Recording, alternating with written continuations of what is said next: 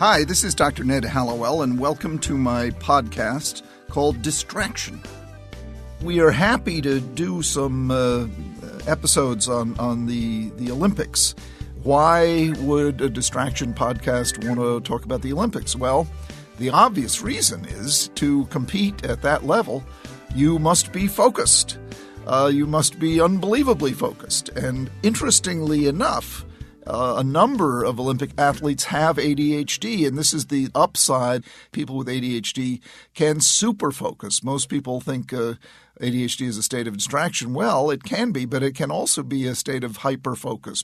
And you notice those athletes, and when you watch them on TV, how you can almost see how focused they are. And they are in a state of super focus. Michael Phelps famously has ADHD, and believe me, when he's getting ready to swim, no one is more focused than he is. Well, listen, I'm really excited to welcome Muriel Grossfeld. Did I pronounce that correctly, Muriel? Yes. Muriel Grossfeld to our Distraction podcast. Muriel is quite a illustrious woman. She's an Olympic gymnast, 3-time Olympian. She won a team gold medal. She coached 2 Olympic gymnastic teams.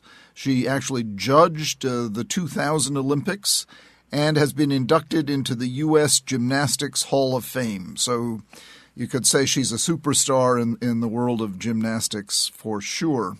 And the reason we wanted to interview Muriel is because of the obvious relationship between focus and gymnastics.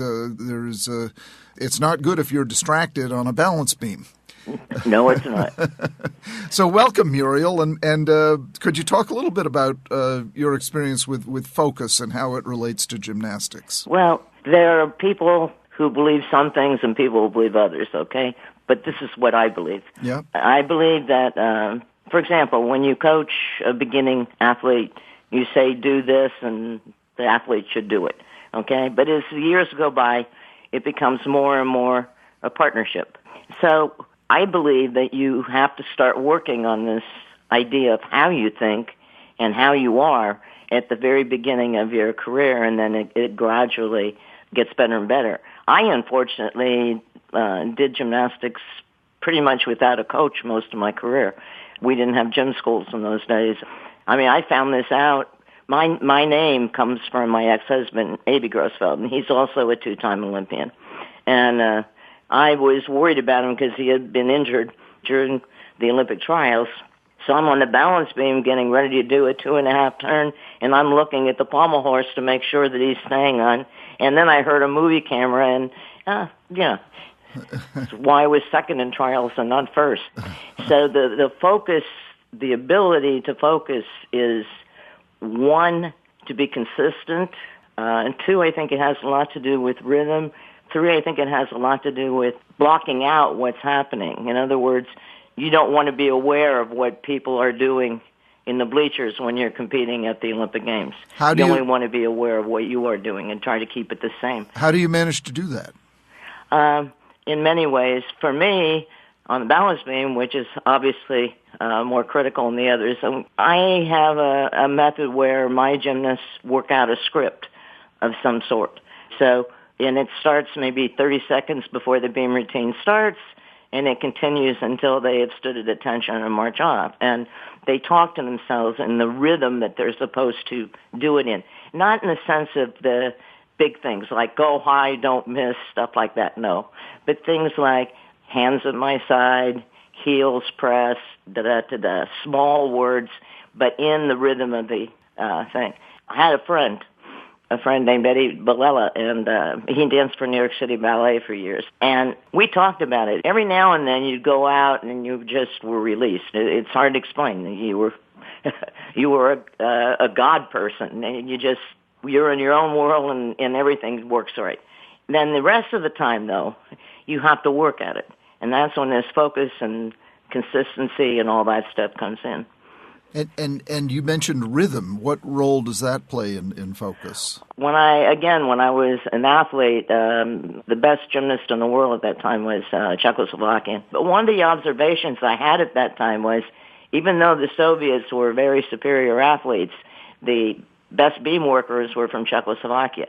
And I looked, and their rhythm was very consistent and very sharp compared to, let's say, my background, which would have been ballet. It would be softer, that type of thing. So rhythm on beam is very important. Actually, even on bars, although on bars, uneven bars, the big trick there, I think, is having as much focus on the small parts, the kips, and things like that, the connections, than just on the big skill that you're worried about. So it's a little bit different kind of thinking.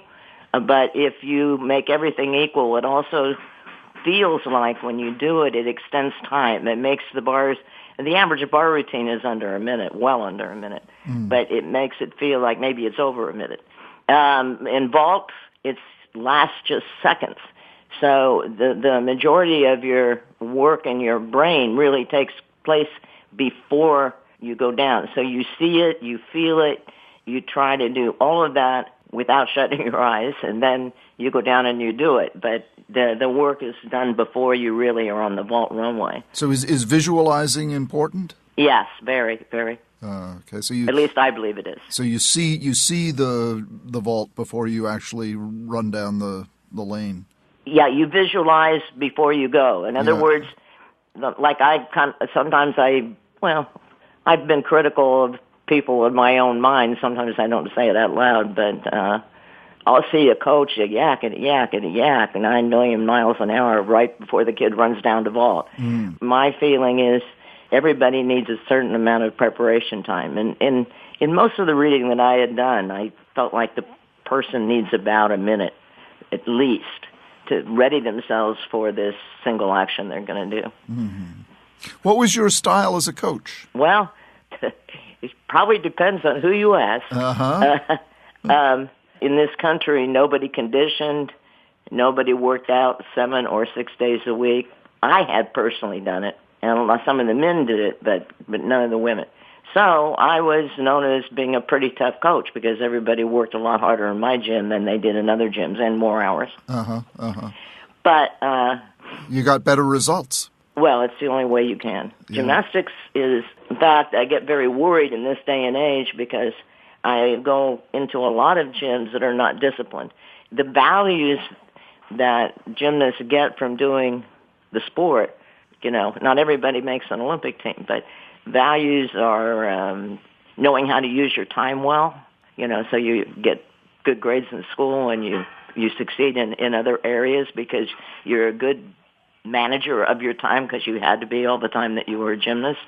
A lot of important things come from it, but bad things can come from it too because you're upside down. So injury is always a definite possibility. So if you don't have focus and you don't have discipline, then, it troubles me now. I mean, I go sometimes into gyms and I hear kids screaming and yelling, and the whole purpose is, I guess, making money and having fun. And it made me angry when I was actually an athlete that people disrespected American girls thinking that we couldn't be the kind of person that could do gymnastics. In other words, we were too soft and too giggly or whatever there. Well, so there's a lot that the non-athlete can learn from the discipline that it takes to become I'm very proud. I don't keep track of stuff like I used to at this point, but for many, many years, I know for a fact that the highest scholastic average in universities were the women gymnasts. Really? That's so interesting. Oh, yeah. That's so interesting. What do you think of the current team we're sending to Rio de Janeiro? I don't know. If I'd been on the selection committee, I might have had definitely one athlete. But I think, as usual, it looks, barring, some unforeseen thing like an injury that can't be gotten around, I would say that our chances of winning are very good. Good. Will you be watching? Oh, I'll watch, but I'm not going anymore. I'd much prefer to watch it on television. Yeah. One of the reasons we're winning, which is, again, this is my opinion. I'm sure there are people that would disagree with it, but I believe it's because we have worked so hard at achieving numbers that we can, a bigger percentage of our gymnasts can get hurt and we can still field an excellent team than, say, what the Soviet Union can do now. Right. Actually, I have a question I wanted to ask you.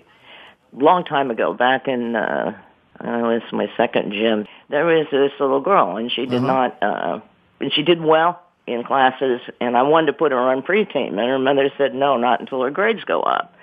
And then eventually I found out that she was ADHD, and the doctor told me that they could feel their bodies better if the muscles were engaged by, like, say, when you're standing on your legs, if your knees are slightly bent, that they could feel better. Is that really true? Yeah, for some people it is. It is. Yeah. It's why they can sit and pay better attention if they're sitting on an exercise ball as opposed to a chair, because they're engaging their muscles, and that actually helps them focus better. Yeah. Eventually, the mom let me put her on the team, and after I put her on the team, her grades actually went up. I'm not at all surprised for just the reasons we discussed, because you taught her how to focus. Yeah.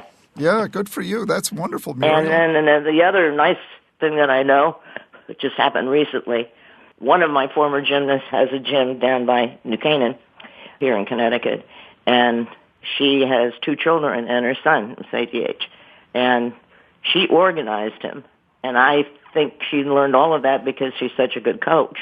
And but anyway, he passed college boards. He's going to college. That's fantastic. Your sport is a wonderful treatment for ADHD, that's for sure. Well, listen, congratulations for your wonderful career.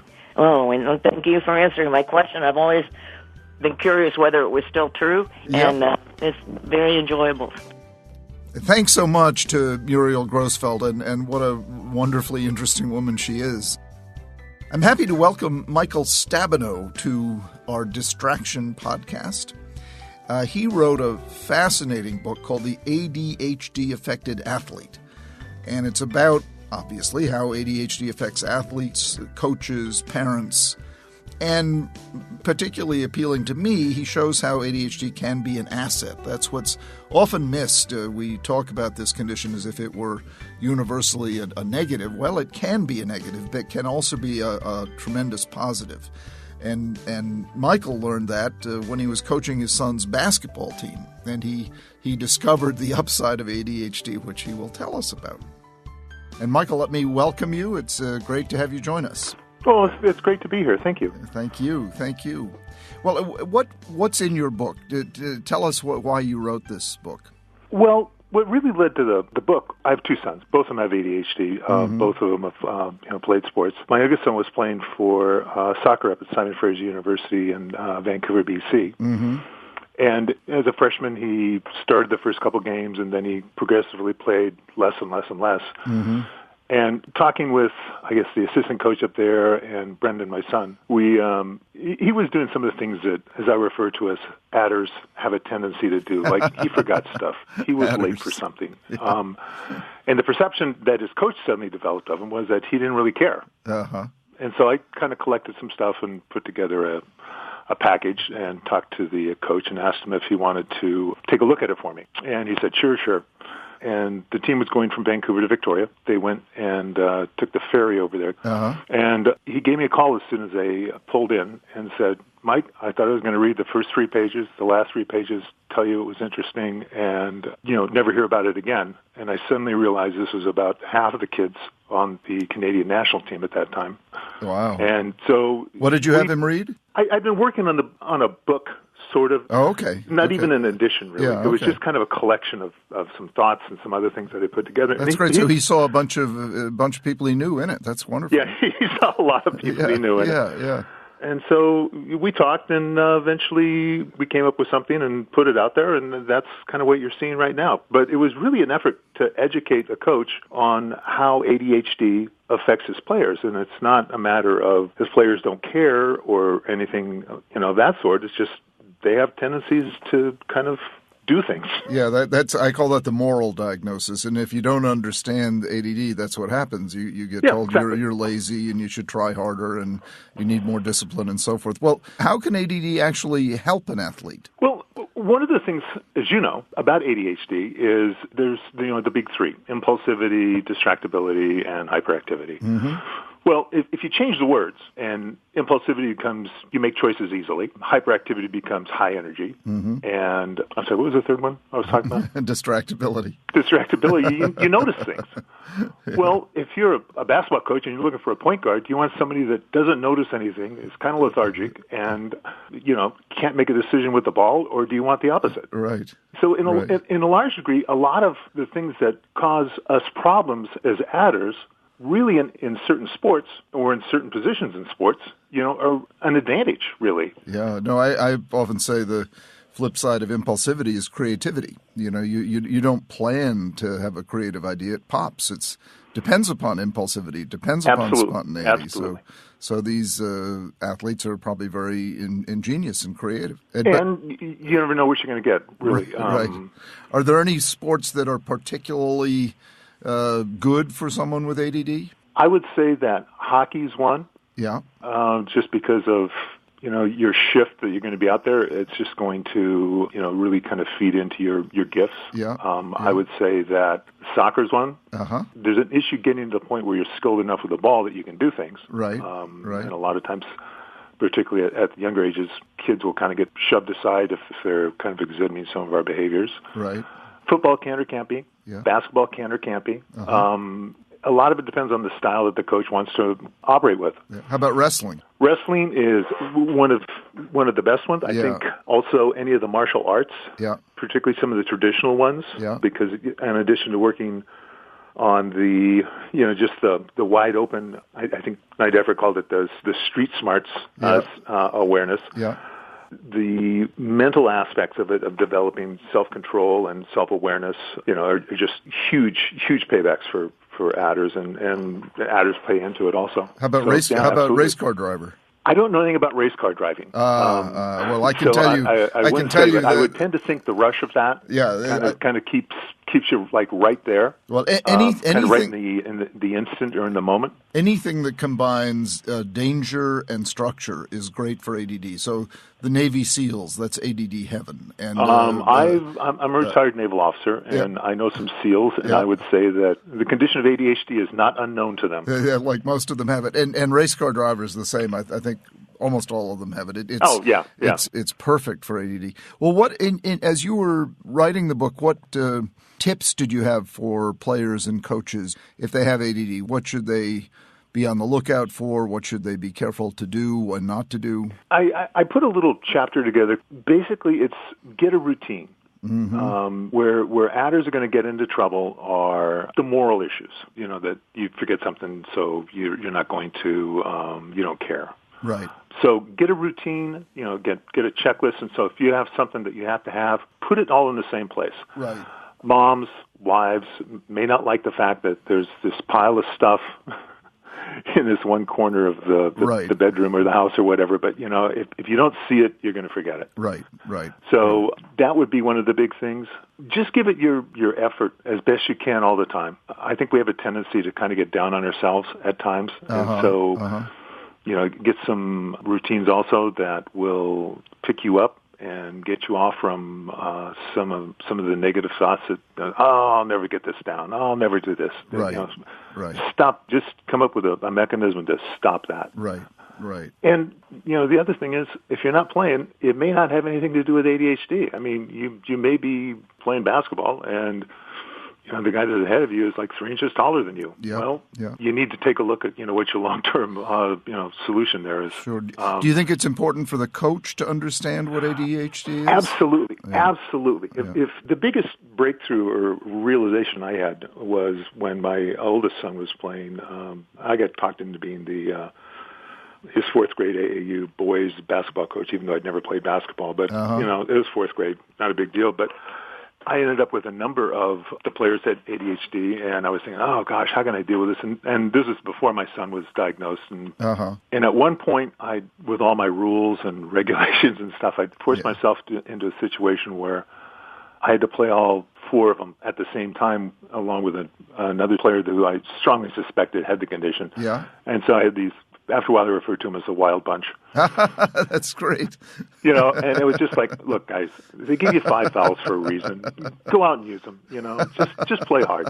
And for one of them came up and said, it's the first time I've ever been allowed to just play. Because exactly. Everyone's always talking about, no, don't make a mistake, run the offense or whatever. And they were just like, I think in the book I put down like, feeding bread to geese or ducks down at the pond. Yeah. I mean, they went after loose balls, they went after kind of loose balls, and they were just completely disruptive. And, at one point I think at the end of the first quarter they were up like 12-0 or something. And they were still yelling at each other and poking one another and not paying attention. And I had this epiphany where I looked at them and I said, yeah, they are different, but let them play to their strength instead of trying to force them into something that they can't do, and they're certainly not going to do well. Yes. No, it's good for you. I mean, because they're forever being told to be someone they're not, and that's not. And so it's. I mean, it's hard enough for us as it is. I think in a lot of ways. Yeah. But if you're going to play a game, it's like, hey guys, the leash is off. Go have fun. Yes, and that's sort of a metaphor for ADD in general. The leash is off. That's great, and you took the leash off. Yeah, I don't want you to be nice. I mean, I don't want you to hurt anybody, but just go, turn it loose. Have at it. Yeah, exactly. Yeah. Well, you sound like a great coach and a great parent and a wonderful man. Gosh, I can't thank you enough. It's a really unique book. I've never seen anything like it, and I think it'll be a great contribution. Thank you so much for joining us today. Thank you. I very much appreciate it also. Clearly, ADHD, distraction, focus very much converge in sports, particularly sports like gymnastics that require a tremendous amount of discipline and focus and visualizing and the kinds of things we talk about in general in terms of how to combat distraction and maintain that special mental state called focus, which is hard to come by these days. But as listeners to this podcast, you know it is attainable, achievable, and above all, really enjoyable. Truly a predictor of success in pretty much anything. The state of mental focus. If you have an issue, a question, or a suggestion, call us toll-free at 844-55-CONNECT or email at connect@distractionpodcast.com or go to our website at distractionpodcast.com. To hear more mini and full-length episodes, subscribe to Distraction on iTunes. And thanks so much for listening. Distraction is produced by Collisions, the podcast division of CRN International. Collisions, podcasts for curious people. Hey, it's Sarah Gerton, producer of Distraction, here to remind you to check out our sister podcast, Just the Right Book with Roxanne Cody. Now in its second season, Just the Right Book will help you discover new books, hear interviews with your favorite authors, and keep you up to date with the literary world. Recently released is a 2-part conversation with Mark Salter, John McCain's longtime writing partner, aide, and friend, who recently co-authored Senator McCain's final memoir, The Restless Wave. Just the Right Book podcast is free to subscribe on Apple Podcasts, Stitcher, Google Play, or wherever you listen to your podcasts, just like Distraction. And you can even listen to the podcast on your smart speaker at home. We hope you check it out. Thanks.